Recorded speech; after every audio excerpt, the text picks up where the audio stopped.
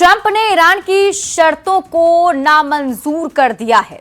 बड़ी खबर आपको बता रहे हैं। ट्रंप ने ईरान की शर्तों को नामंजूर कर दिया है और कहा कि ईरान की शर्तें पसंद नहीं आई है। ऐलान के बाद कच्चे तेल के दामों में इजाफा। डोनाल्ड ट्रंप ने ईरान के शांति प्रस्ताव को खारिज कर दिया। अब इस ऐलान के बाद एशियाई बाजार में कच्चे तेल की कीमतों में तेजी दर्ज की गई है। मिडिल एशिया में जारी युद्ध को लगभग 3 महीने होने वाले हैं, लेकिन हालात अब भी तनावपूर्ण बने हुए हैं। तो ईरान ने अमेरिका का प्रस्ताव खारिज कर दिया है। ईरान ने भी कहा कि ट्रंप की मांगों के आगे झुकेंगे नहीं। हमारा प्रस्ताव मौलिक अधिकारों पर जोर देता है। ईरान ने युद्ध हार जाने की मांग भी दोहराई और ईरान ने प्रतिबंध हटाने की मांग भी उठाई है। ईरान ने जब्त संपत्तियां लौटाने की मांग अमेरिका से की है।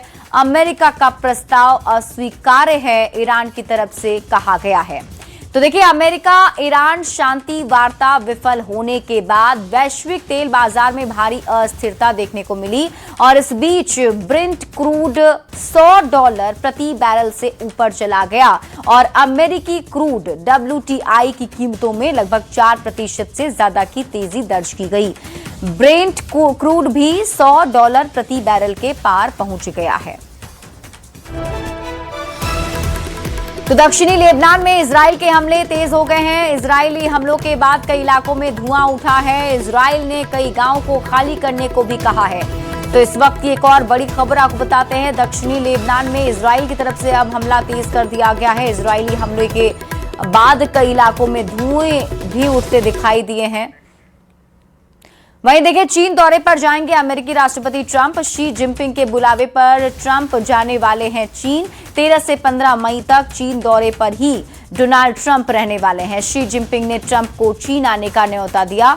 13 मई से ट्रंप का चीन दौरा शुरू होगा।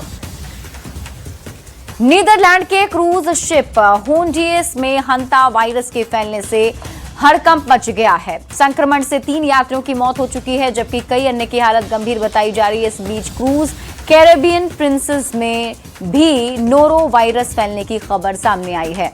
समुद्र में 2 अलग अलग जहाजों पर वायरस संक्रमण के मामलों के बाद स्वास्थ्य एजेंसियां सतर्क हो गई हैं। WHO और अमेरिकी agency centre for disease control and prevention दोनों जहाजों की निगरानी कर रहे हैं और यात्रियों की स्वास्थ्य जांच जारी है। नोरो वायरस को लेकर WHO ने 12 देशों को अलर्ट भी भेजा है, जिसमें ब्रिटेन, अमेरिका, कनाडा, जर्मनी और सिंगापुर शामिल है।